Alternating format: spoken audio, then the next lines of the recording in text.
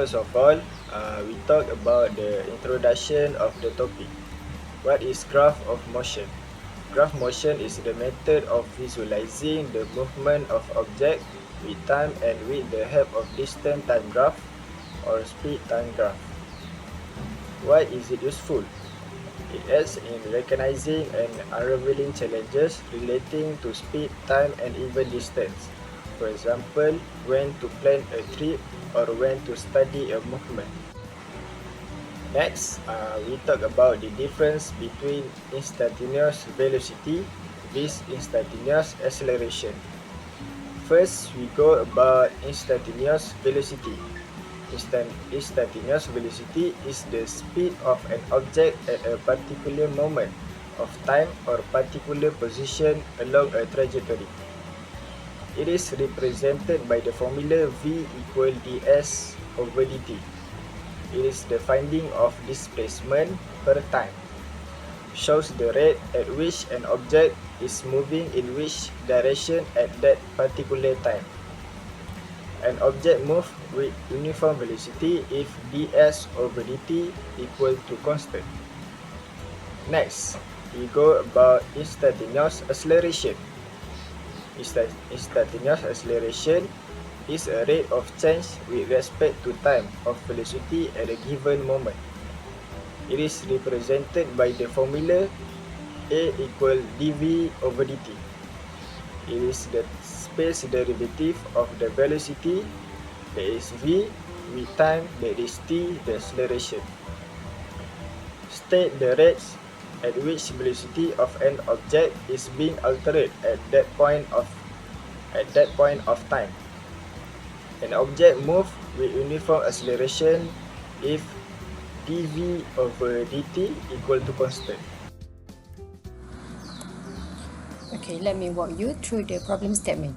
Rahmat wake up late and realized that he has only 15 minutes before his class start at 8 a.m.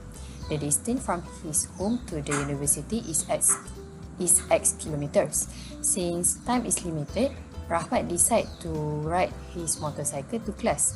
Our main objective here is to determine the minimum constant speed Rahmat must maintain to reach the university exactly on time.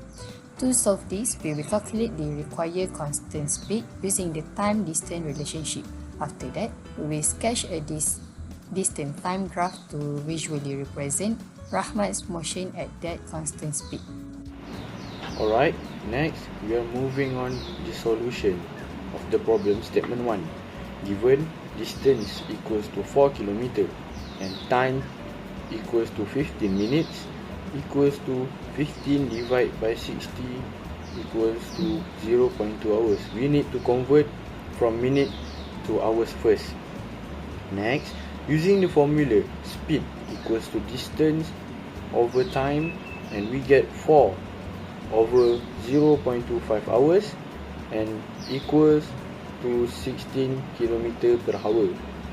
So, to arrive on time at his class, Mahmud needs to ride his motorcycle with a constant speed 16 km per hour.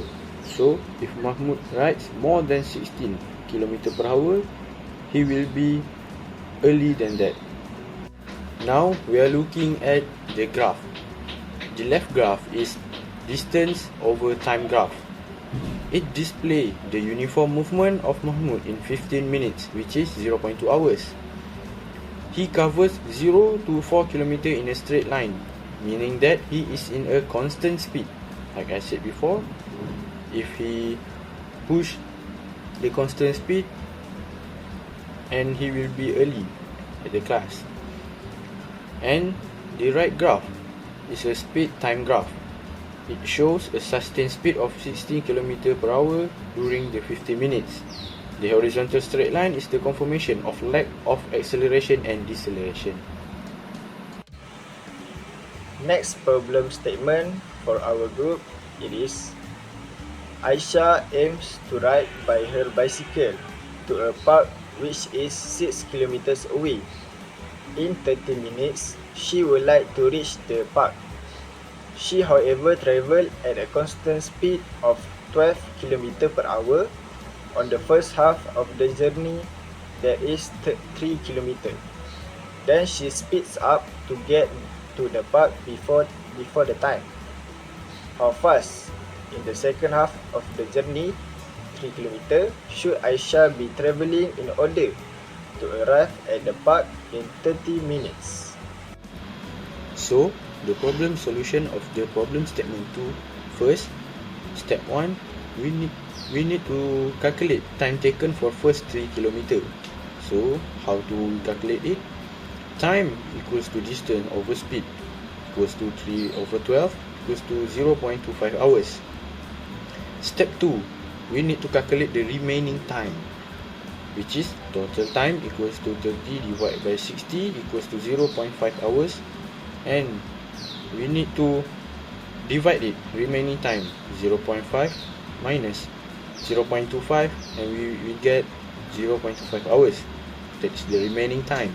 Step 3, we required speed for second half, which is speed equals to distance over time equals to 3 over 0.25, which is the answer is 12 km per hour. To arrive on time at the park, Aisha must cycle at a speed of 12 km for both half of the journey. Next, I will present about the diagram of the graph for problem statement 2.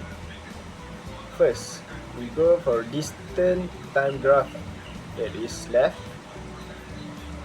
Two connected straight statements, that is 0, 0 to 0.253. Second one, 0.253 to 0.56. Here it implies that Aisha walked the same distance in the same amount of the time 3 km after 15 minutes. Hence, she had been at the same pace throughout.